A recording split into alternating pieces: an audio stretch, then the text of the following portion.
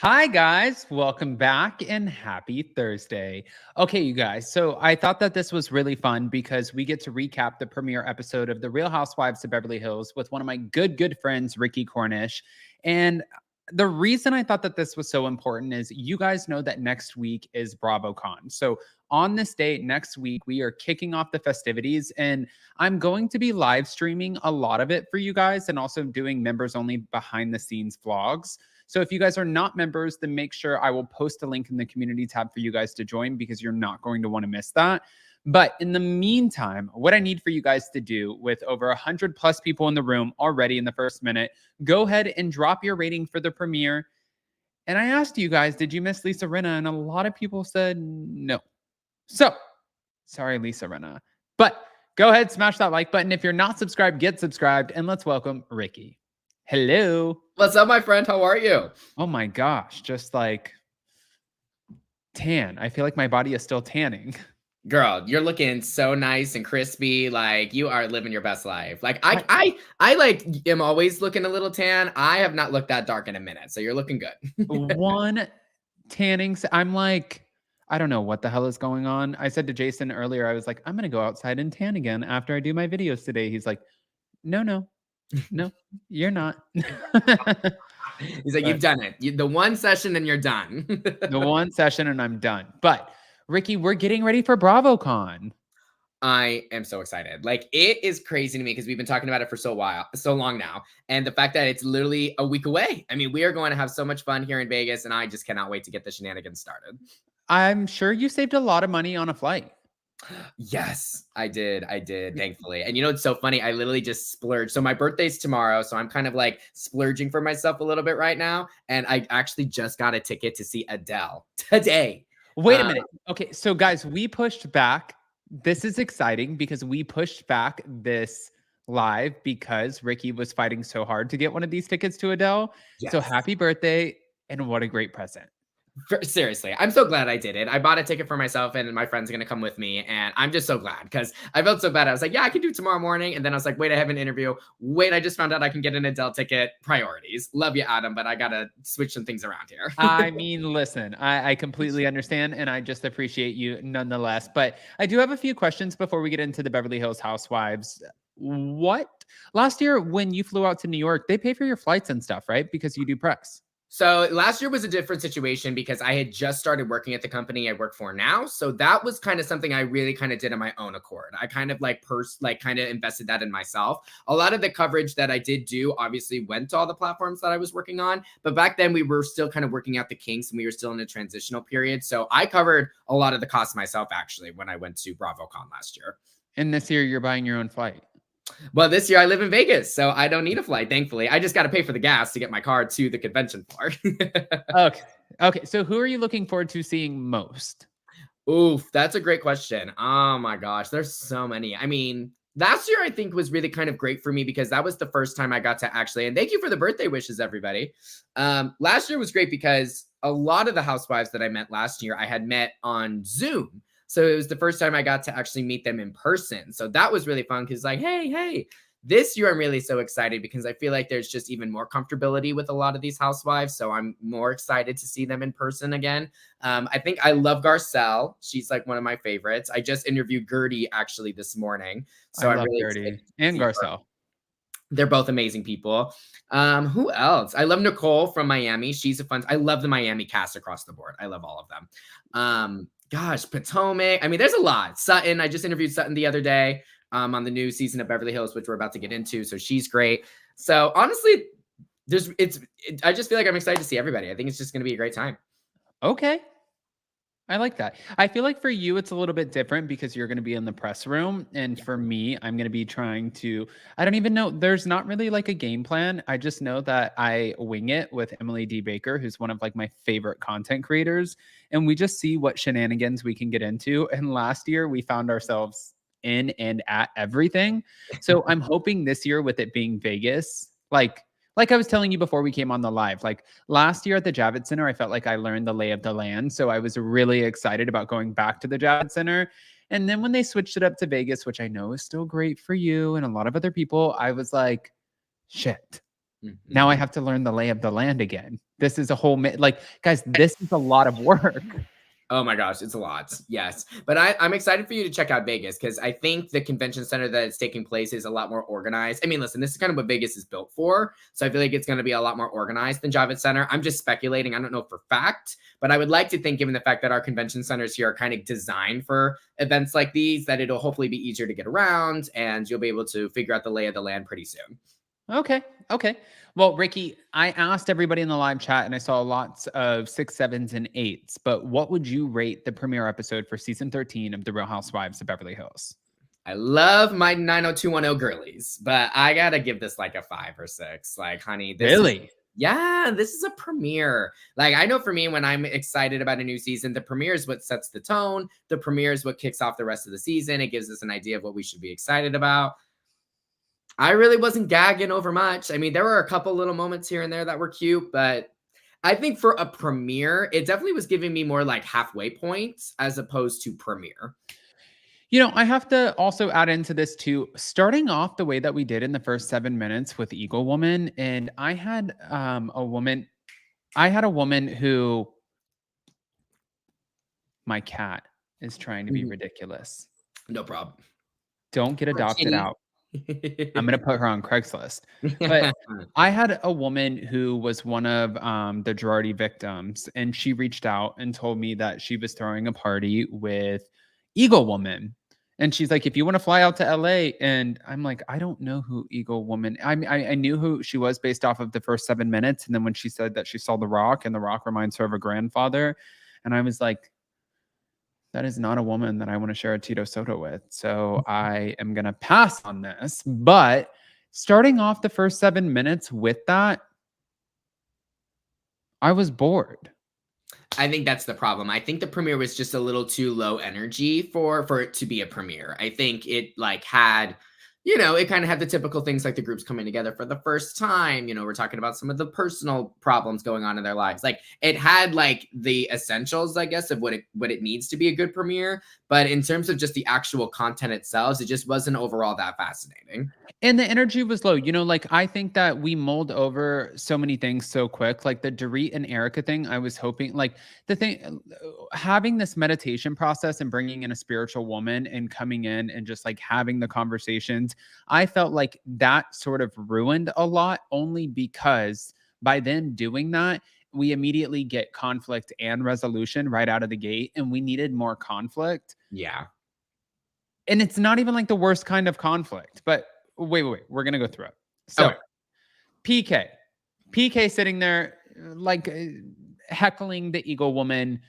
PK, this is an interesting guy. And I have to say this because last night it was released that PK and Dorit were going to be splitting after 8 years of marriage. Did you see this? Yeah. And then they released a statement to people. Yeah, they released a statement, which I also want to say really quick. Kyle and Mauricio released a statement and look where he's at. Yeah, I know. I mean, I know. So I don't know about that one, but for Dorit and PK, they did release a statement and they said that please respect their privacy, which I always find to be kind of comical when you do put yourselves out on reality TV, on a reality TV show. It's like, what privacy? You don't have privacy. You signed for the big check and for the fame. You signed your privacy away. As unfortunate as it is, you can't feel bad. I can't feel bad for you. Does that make sense? Yeah, well, and especially because it's very obvious these two are going to be talking about their marriage quite a bit this season. It feels like that's her storyline, like whatever their problems currently are. Oh, thank you so much.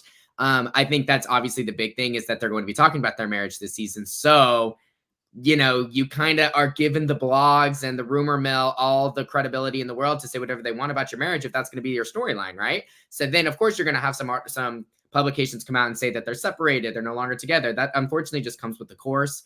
So yeah, you can't really turn around and expect privacy or expect people to not talk about your marriage or speculate that you're not together if you're going to be talking about your issues quite a bit this season. Exactly. And V wants to know, by the way, happy birthday, Ricky. But besides Dorit, have either of you slept with Mauricio? That's so shady. I have obviously not slept with Mauricio, but I have met Mauricio a couple times, and he is like the loveliest guy. I mean, so sweet, so personable. I even got a chance to interview him at a red carpet, and he was so fun. So I have not slept with Mauricio, but I have met him, and he's a great guy. Yeah. This is a very shady question. So shady. We're going to move on from that one, V. Thank you for the birthday wish. So Sutton said that since we're talking about the PK Dorit rumor, she said that she heard when PK was pulled over for the DUI that he never got, that there was a woman in the car. And last night on Watch What Happens Live, Teddi Mellencamp said that she looked into the police report and it said that he was in fact by himself. After that, she said, I think that Sutton needs to focus more on the fact that she is always constantly carrying a bottle of vodka around in her purse. So maybe focus on yourself, Sutton. And I was like, are we calling Sutton an alcoholic? I don't know what to make of all that. I mean, let's just say I feel like Teddi's trying so hard to get back on the show. Let's just say I was really laughing at the replies when everyone was posting that Garcelle clip of her saying, and why was Teddi there? I was laughing a lot. I mean, I question that. You know, like for Teddi, I think that she looks like $1 million. She does. I think that, you know, the show is shady. I get it. It's all in good fun, everything. But like, it's so funny because the way that she goes on 2 T's in a Pod and she talks about how like when they go to BravoCon and they see people like, you guys need to get over it. When I saw her last year at BravoCon with her pink hair, like the amount of confidence, like the lack of, only because I think that so many people were skipping over and they did not want to talk to her. It just looks so uncomfortably awkward. You know, like if people walk up to you in the press room, like they have nothing bad to say to you because that's not your shtick. But then when you go out and you question people's husbands, their businesses, their marriages, how they are as a housewife, how they are as a friend, how they are as a mother, how they are as a person, who they are as a person, it's like, and they don't want to sit there and talk to you in the press room. I get it. Yeah. I don't know. It's a tricky situation, isn't it? Like, I don't know. It's one of those things where I like it when, you know, I just don't get what do we consider Teddi? You know, it's one of those things like, you know, when we watch What Happens Live and the housewife will be on and usually there's a celebrity with them or like a podcaster or a comedian or somebody who's like a big fan and they want to give their hot takes. Is that what Teddi is now? She's like considered a big fan and she is like an expert, kind of like these other like who like Meghan McCain types, like you know, like those types of people they'll bring on who just like want to talk about Michael Rappaport, like those type. Is that what Teddi is now? Like, I really don't know. Like, you know? I don't know if you saw it last night. Teddi was asked to defend things on Watch What Happens Live. And then Andy asked Teddi, do you think you can defend Tamara's treatment of Jen Pedranti on the Real Housewives of Orange County? And she said, well, I think that she made him or Jen more relevant. And now Ryan is selling his dick pic hats. And you have one, don't you, Andy? And he goes, what? And she said, you have one of those dick pic hats, don't you? And he said, I think it's in the control room or something. And he goes like this, like, and I was like, you did not land that one, Teddi. And she looked so uncomfortable when he did that. And she looked like, oh shit, I fucked up. I saw some other people that were commenting that he can't stand her. I don't know if that's true, but a lot of people were saying based off his vibe last night, like he does not like her. I don't know if that's true. I'm not saying I agree with that. I'm just saying that's what people said. I feel like there's a few people that he can't stand. I feel like he can't stand Jennifer Aydin. I feel like he can't stand Teddi Mellencamp. I feel like he can't stand Lisa Hochstein, only because based off of that one reunion when she was late and she was trying to do a twirl and he was like, we're good. We don't need a twirl. Like, come on, sit down. I think that he's just one of those people, which I totally vibe with this, is like timeliness. You know, like we are on a schedule, respect the schedule. Don't be a diva. I'm here. I made it. You can make it. let's get the show on the road. You know what I mean? This is going to be a long ass day. And that's not something I get mad at Andy over, because it's like, we all have a job to do. Let's do the job. Come on. Oh, 100%. I mean, I think, listen, we love watching the reunions for entertainment purposes. Imagine being Andy and hosting all of the reunions that he has hosted, having to deal with all the drama, all the fighting. It's not an easy gig. It's an exhausting gig. And the one thing you can hope is that these housewives will at least be on time and we can end the show at a respectable time. And I think that doesn't happen very often. So I don't think that happens very often. It's at tough. all. But okay, so moving on, I wanted to talk about a more lighter note, Garcelle's kids. This conversation for me, by the way, you mentioned Garcelle. I love Garcelle. Mother. I'm obsessed with her. I talked to her last year at BravoCon. We had a great conversation. I just think that she's so sweet. There have been multiple moments where I've tried to just like link up with Garcelle. It's such a busy woman, but I know she's just like one of those people that, you know, if you had the opportunity to just sit down and just like get into it, that you would have the best time with. And I love her for that. And also the fact that her sons were able to open up yesterday and talk about have the conversation that they had, and her being okay with everybody being so vulnerable, and then her questioning herself as a parent because she's such a working mom.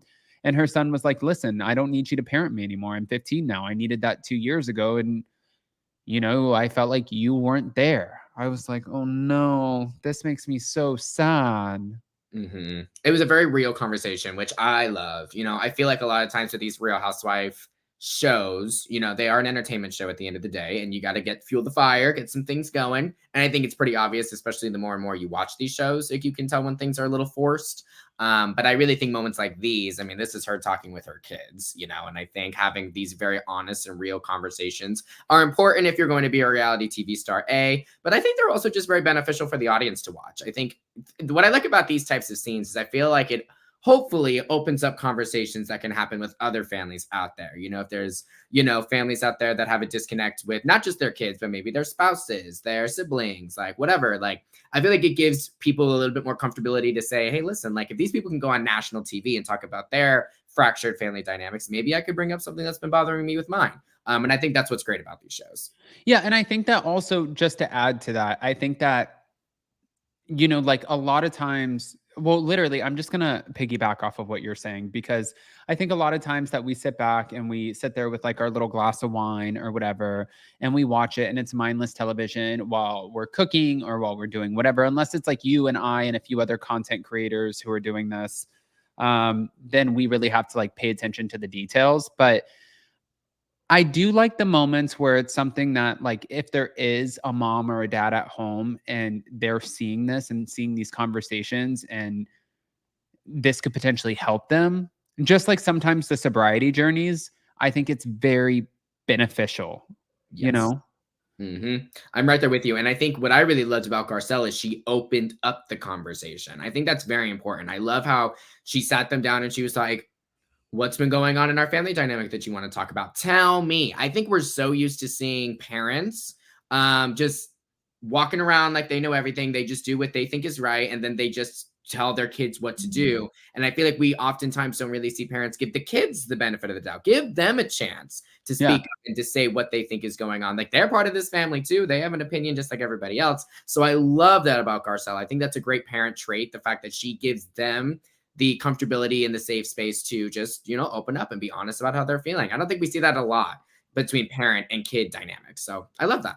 You know, Gina Kirschenheiter recently came out and said that she wishes that there would be pay and protection for reality TV kids. And I thought that that was an interesting take. I thought it was an interesting take, just like having Larsa go to Bethany's lunch, because I'm like, girl, with everything that's going on with Bravo right now, like, do you really want to, because you want pay for your kids, like, you better zip it, girl, because you and your kids are both not going to be paid. Yeah. You know what I mean? Yeah. Like, I don't think that you should be afraid to speak up, but what are your thoughts about that? Like, pay for the children, because I personally have 2 friends off of the top of my head that are on Bravo, and when their kids film, they 1099 their kids So they pay their kids and then they get a tax break off of it. And then they put it in a fund for their kids for one day when they're adults. So the kids are helping mommy and daddy film and they're adding to the story, but then they pay them and then they again get the tax break. I think that that's a great way of doing it, but Yeah. also protection. Like, you don't even have security. Why would your kids have security? You know what I mean? Like, I feel like it's a big ask. I agree. I think it really depends on the nitty gritty because, it's so interesting because I feel like there's a lot of housewives out there who don't really show their kids that much, right? Then there's Yeah. other kids who show their housewife, or there's other housewives who show their kids all the time. And I also feel like sometimes it's a case by case basis because off the top of my head, like, remember when Sutton was brought onto Beverly Hills? Wasn't she supposed to be full time? But then they demoted her because her ex didn't sign off on her kids. You know what I mean? So Well, they were gonna demote her, but then they kept her as full time. well, didn't they demote her first season and then they brought her on full time the season after? I think her Something first like that. season she was just a friend, and I want to say Maybe. the reason that because she filmed full time, but I think the reason they demoted her at the end was because she couldn't. Her ex didn't sign off on the kids being allowed to be filmed or whatever, and so like that situation's interesting to me because I'm like, so were her kids really that essential to her storyline that she had to get a full on demotion because of it? Whereas like you have other housewives out there that I feel like we never see their kids, we don't really know much about them, so.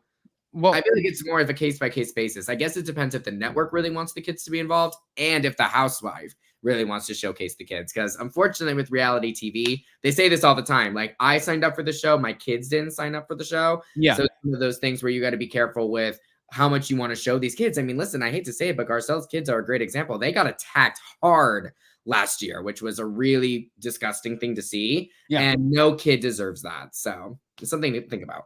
Well, but then also there's somebody like Brandi Glanville who never once had to show her kids, and she was able to maintain a full-time housewife position for the longest time until the housewives decided that they don't want to film with her anymore.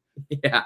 And I think the reason she was able to do this because she was messy as hell. I mean, listen, Brandi didn't really need her kids to bring good TV. She was able to just be messy. So it's one of those things I feel like maybe you don't even need the kids if you're going to be that interesting. I don't know. I think it depends on what kind of housewife you want to be portrayed as and what kind of housewife the network wants to portray you as. I think that's Right. what it has to do with.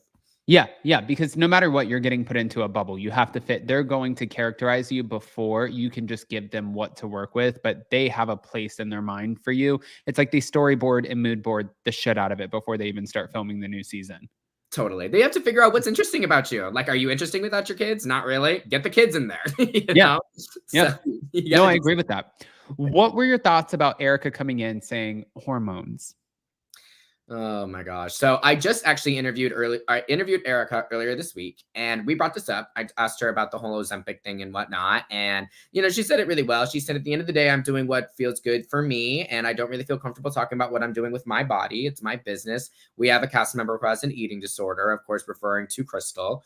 And, it's one of those things where she doesn't really want to talk about it. And I agree. I mean, it's one of those tricky things where everybody has the right to do exactly what they want to their body, as long as they're respecting their bodies, being healthy, like that whole thing. I think the thing that's getting tricky with Erika is I think maybe she's getting a little caught up with what she has been saying. Cause I think when she was on Watch What Happens Live, she said it was menopause. Now on Beverly Hills, she's saying it's hormones. Right. So I think by the time I asked her the question earlier this week, I think now she's just at a point where maybe she knows she said a little too much and people are questioning her. And now we're seeing Dorit and other housewives say it's Ozempic. So I think she's probably getting to a point where she doesn't want to say too much anymore about it because people are going to talk about it regardless. Right. No, I agree with that. What were your thoughts about when Dorit called her out and then she said, I was being a showman. And then Dorit went in her confessional and she's like, you weren't being a showman. You were being a bitch. I feel like we haven't seen Dorit that activated in a minute. Dorit had something to say. She was not happy about it. And it brought me back to early Dorit, like season 7, season 8, when she, would be more shady in her confessionals and when she would be a little bit more confrontational. I was kind of excited to see that from Dorit because I feel like we've just seen her be kind of like more of a side character in the past few seasons. I think what's interesting about Dorit is she's been unironically or ironically funny. With the wind chime comments and the fashion and all of that, she's kind of become like this this side funny character. And so I think it's kind of interesting to see her go back to her roots a little bit. I think the fans have been wanting her to go back to her roots, her season 7 and season 8 diva days, because she hasn't really done that in a while. Yeah, no, I agree with that. I wish only just because it was so funny when Countess Luann did it. I wish that her Chanel would have been backwards because that would have just been hilarious. But she's not going to make the same mistake that so many of these other housewives have made. But Yeah. also during the retreat, Garcelle questioned Kyle about why she didn't go after Lisa Rinna and Erika Jayne last season for attacking her sister Kathy. And she pointed out that Kyle kept quiet and sort of remained friends with both ladies even after all of that because Kyle was like, I needed you guys. And Garcelle was like, why didn't you go after the ones who were going after your sister and making your relationship even more tumultuous? I thought it was a great point.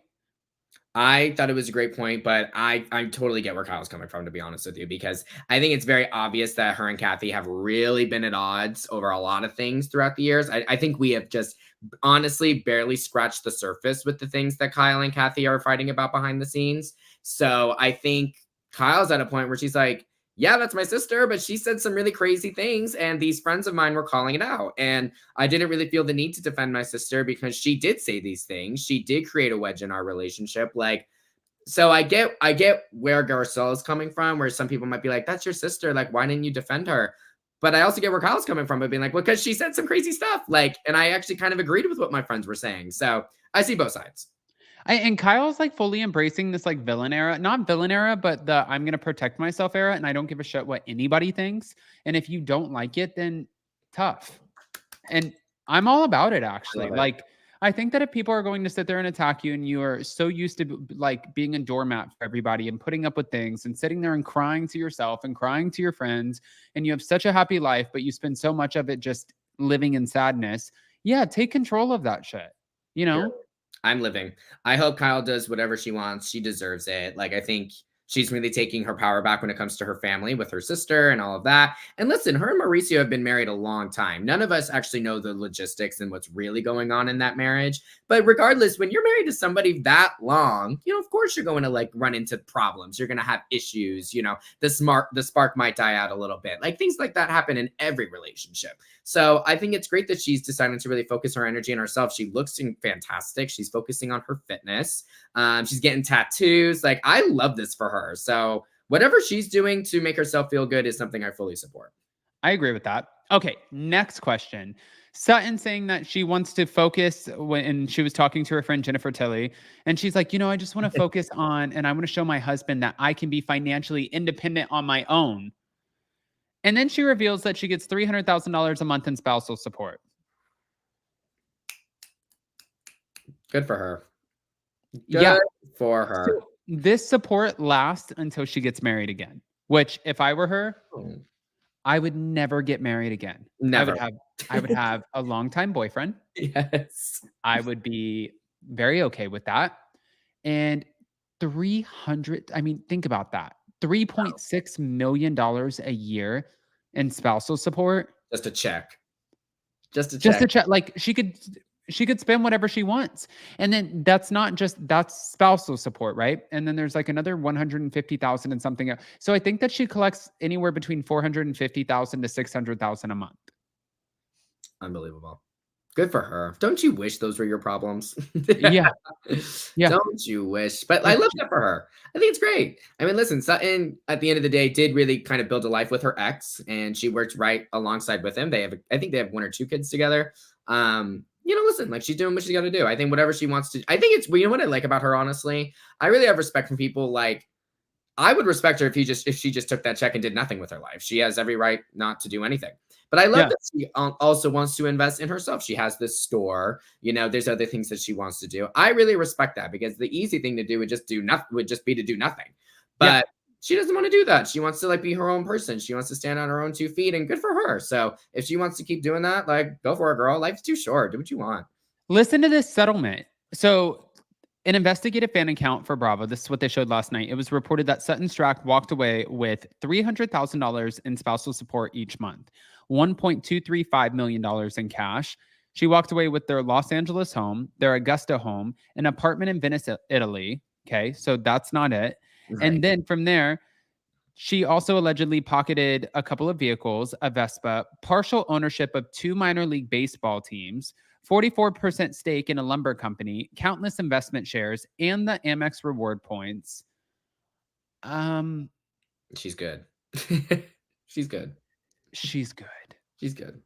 She's good. Girl is good. But again, this is why I respect her. If she wants to go out and make a name for herself doing whatever she wants, props to you, girl, because you could just sit back and do nothing. I mean, she literally could just sit at her mansion, and those checks are coming if she wants them or not. So work, girl. Yeah. I mean, yeah. So was your takeaway last night when it came to Dorit that she was robbed again after the first burglary we know that she was robbed in her old house, but after she was held at gunpoint, because that's what everybody's trying to figure out. Was she robbed again? That's what I took from it. Didn't she say like her handbag was stolen when she was shopping or something and like 3 men were following her? Yeah. But See, yeah. I mean, Is there another way to take that? Like isn't that what she said? She said the bag was taken from those guys. Right? Yeah, I can't keep up. I thought she said like she left her bag in like the cart or something like that. And then she went to go find something. And when she came back, it was gone. And then she, wherever she was, the people like that worked there pulled up the surveillance camera footage and they saw that 3 men had been following her, which that was the scariest part to me. It's one thing if someone just comes and swipes your handbag, that's already wild. But the fact that they were following her, like, I hope she really has like some good security or something. Like, this is the kind of stuff that for me personally, like, would freak me out. Like if I was on a reality TV show and then I'm fully being followed, people are snatching my stuff the second I look away, I would really rethink some things. Like it for me, security and health are the 2 most important things. And the fact that she's now had, the way I took it, 2 robberies, pretty significant robberies. I mean, if someone can swipe a bag from you in public with all the security that's out there nowadays, with all the cameras, with everything, and they just took it. I mean, like, you can never be too careful. You know what I mean? You can never be too careful. Okay. What about meeting the new Kyle? What were your thoughts about this? The Kyle who said, yes, I have 5 tattoos.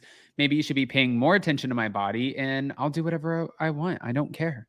I stand. I love it.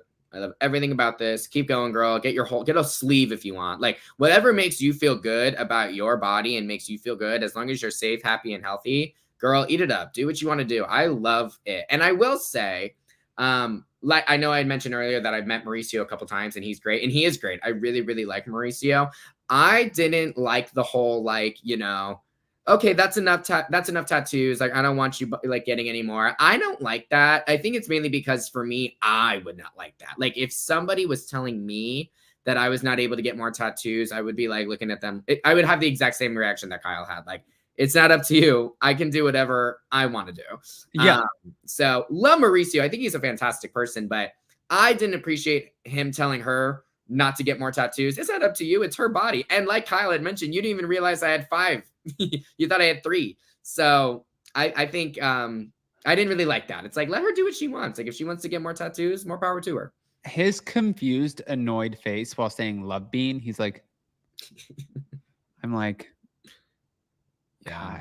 And I think it really kind of hit home when Kyle said in her confessional, like, however many years ago, he would have noticed that there was a new freckle on my body. He would have noticed. And now he doesn't even realize when I have more tattoos. But I also find it interesting. It's like, did she never tell him that he was getting more tattoos? But I do know Mauricio is also a workaholic. Like yeah. I would love to know like how often do they actually have quality one-on-one time? I guarantee you it's probably not much. They both work a ton and they have kids. I mean, like, there's a lot going on. Well, and on Watch What Happens Live last night, because that's kind of where we ended off. And, on Watch What Happens Live, I thought it was interesting that she was the one who shared that she was the initiator of the split and that she let him keep the primary bedroom and that she went up to the glam room. She seems like, and again, I don't want to out anyone. I love the stories with the whole Morgan Wade. I'm not buying it. Yeah, no. I'm just not buying it. Like when she's like, we're just friends and me, her, and, Teddy are friends. And Teddy's not running around with Morgan every 2 seconds. It just seems like, what's going on? And I feel like it's just something that she's probably not ready to talk about just yet, which is totally fine.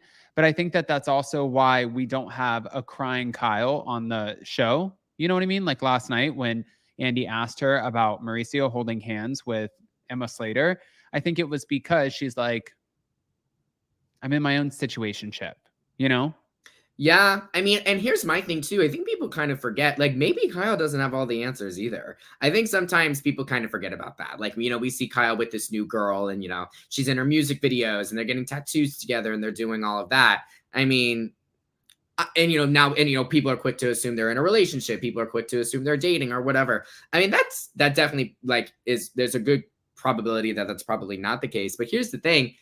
Kyle might not even know what's going on. There's a good chance maybe she's connecting with Morgan in a way that she's never connected with another human being before, let alone like a friendship, let alone a relationship, just another human being.